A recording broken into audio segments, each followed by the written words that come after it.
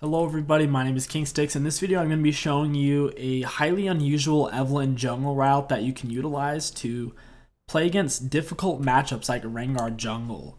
It's people who Evelynn really can't handle in the early game. If you run into them, they'll just solo kill you. There's not much counterplay. And the first thing is, right when the base opens at the 15-second mark, you need to run down mid and get vision. If you don't do this, you're setting yourself up to lose and have a very bad time. So you get in the bush, you keep watch. 9 times out of 10, if they do invade your red buff, they'll run right through here, and you'll see them coming. Oftentimes they won't come through here, and if they do, you can just run out the other side. Easy peasy. As you can tell in this game, no one on my team is really keeping watch or laying wards. My top laner is just basically AFK. My AD carries my top laner is AFK. My AD carries AFK, and my mid and support are both sitting here, which is good, but we have 0 vision or wards over here, so they could invade me here, or they can invade me through here, and I'd have no idea.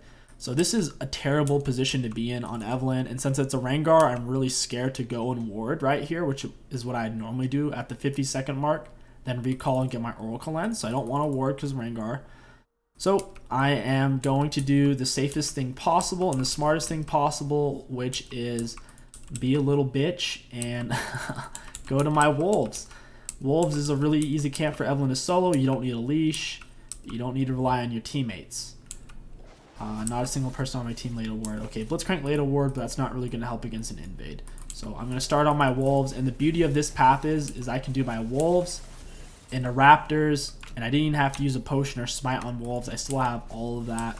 And something that I really want you guys to think about is while I'm doing my raptors, look how I'm in the bush. From the enemy's perspective, a lot of times what they do is they'll ward raptors or red buff or this bush. So whenever you're doing your raptors or you come through here, they'll know. So something really good that you can do as a jungler is try to pull the raptors into the bush, because from their perspective, they have no idea that you're even here. So right now she's just farming, doing her thing. Him too, them too, him as well. And the only reason why they look over here is if my little picture right here on the minimap showed up over here, then they'd know I'm over here. They would look. But as they're doing their own thing, they're not randomly just going to look at this exact spot. So right now they have no idea I'm on raptors. And it's just something you guys should try to utilize. It helps to keep your position concealed. Accidentally step out of it for a second. That was just a little mistake, but you guys get the point. You could use the plant to pop over at this point, but I like to get a little peek just in case they are on it, because if you whack the plant, then you'll be over the wall and vulnerable, and they'll see you right as you see them. And I'd rather see them first potentially. So he's not here, he'd be on it. Nocturne solo kills my top laner. Obviously not going to gank my top laner.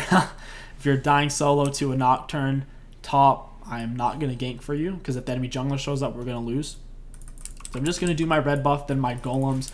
The best thing about this clear route over another clear route is not only is it safe, but it sets you up for an early back. After these golems, I can just recall, get my items, and then even if I do run into Rengar 1v1 on this side of my jungle, I'll have my items before he has his, since he won't have recalled yet, and I should be able to 1v1 him at that point, or at least not die to him. So after these golems, I'm like, Nocturne isn't even low on health, allows half health, I'm not going over there.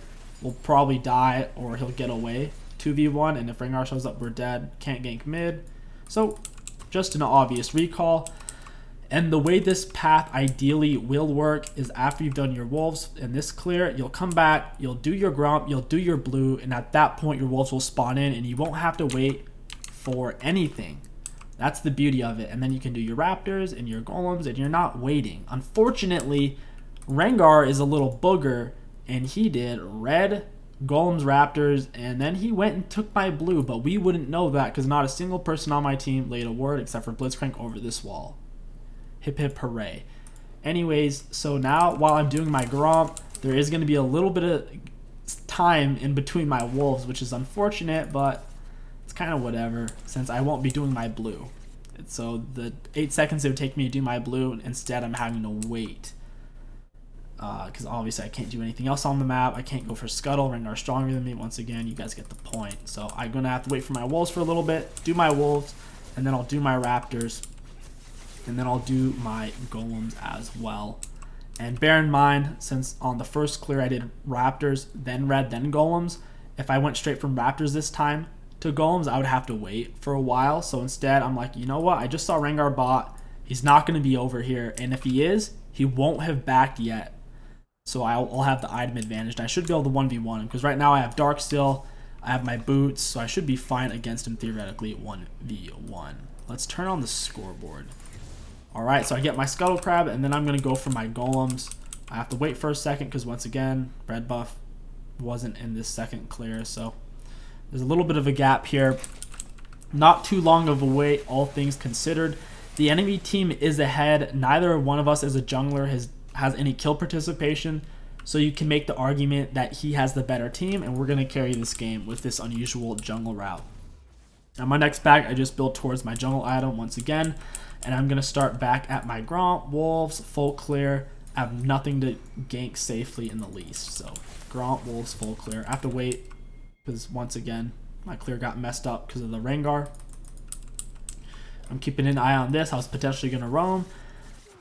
It's just not going to materialize though, so I'm going to get that level 6. And now that I am level 6, I can start to make some plays. On Evelynn, the moment you hit level 6, you really need to be looking to make a play since your ultimate is that strong. Unfortunately, Syndra's just not here.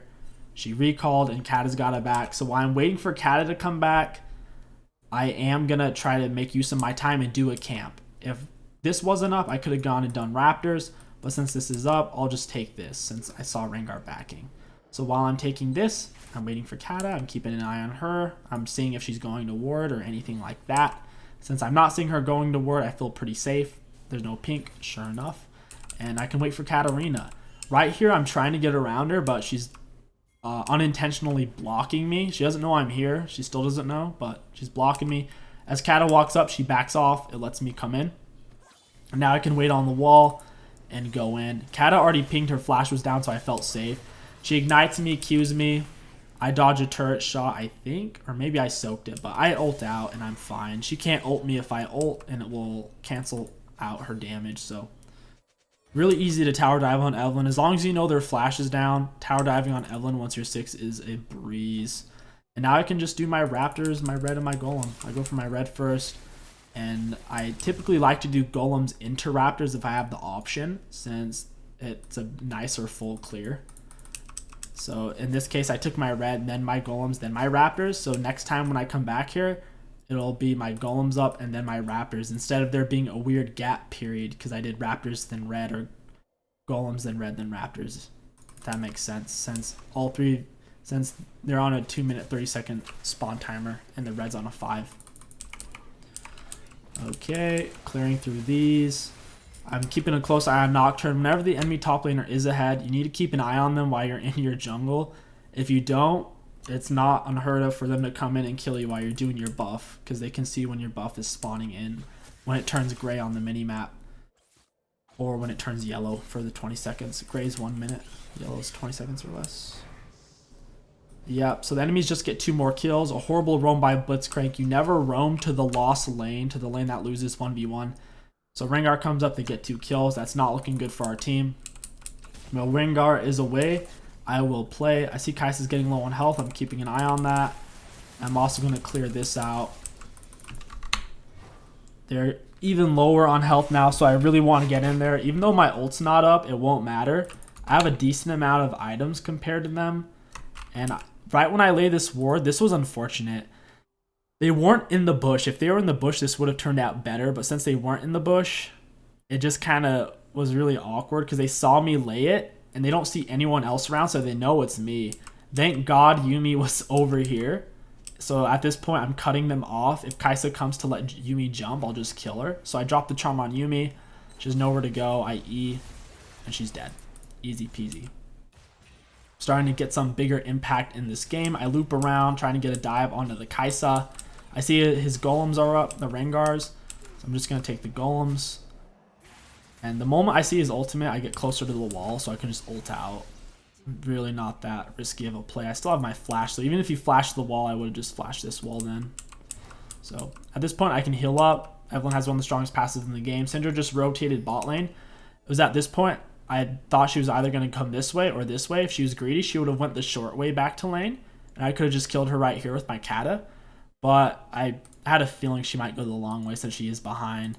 So as you can see here, she's thinking about going the short way, and then she's like, nah. Then Rengar goes the short way, and he's like, nah. And then they go the long way.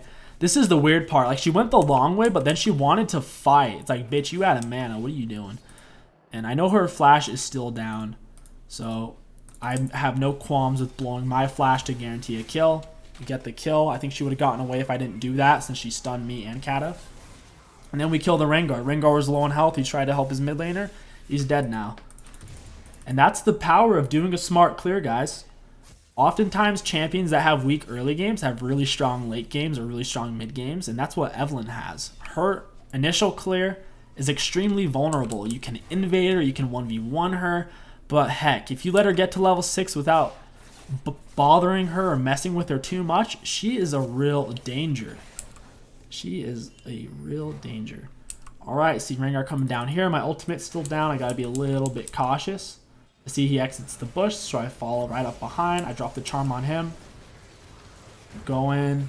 Rengar jumps out way too soon. I get the charm proc off on him still. If he didn't jump out, I would have lived anyways. And since he did, he just blew a lot of his health and wasted his flash there.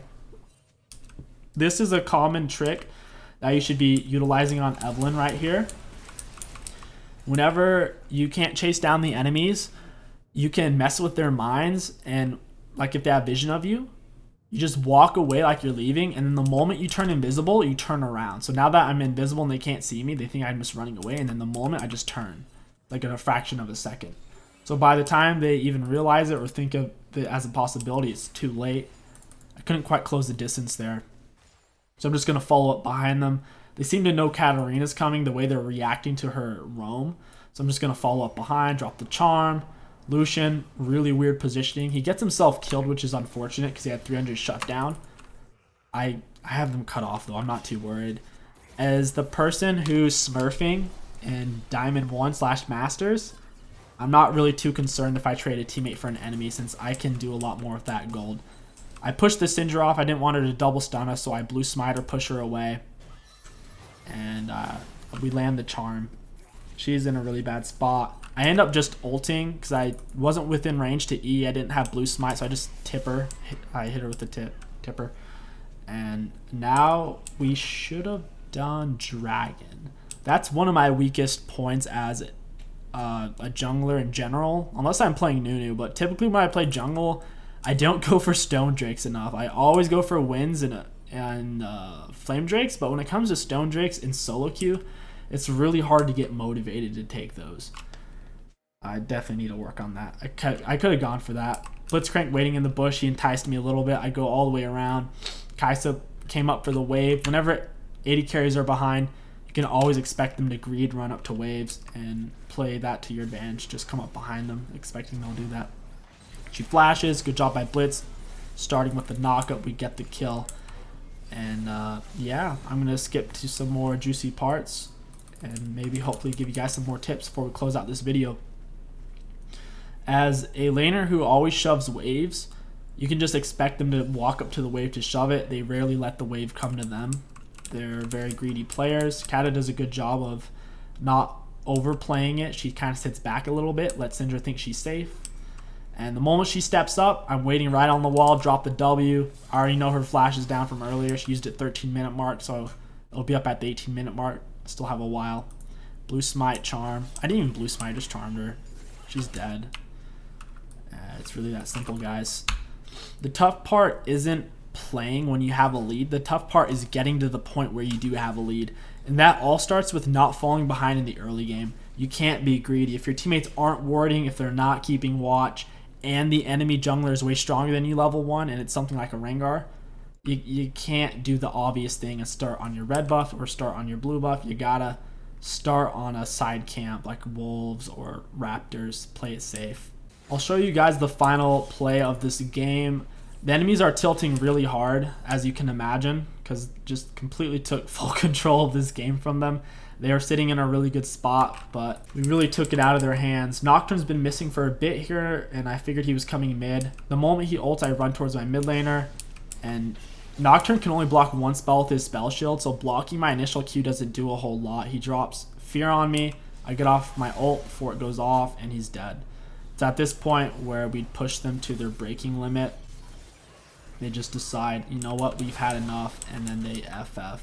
I hope this video on how to play Evelynn in tough matchups helped you guys out and you learned something. If you did, don't forget to like, comment, and subscribe. It really does help out the channel with the YouTube algorithm quite a bit. One final thing I want to mention is I'm going to start streaming on Twitch on this 20th. I got unbanned, so excited to see you guys there. I'll catch you guys in the next video.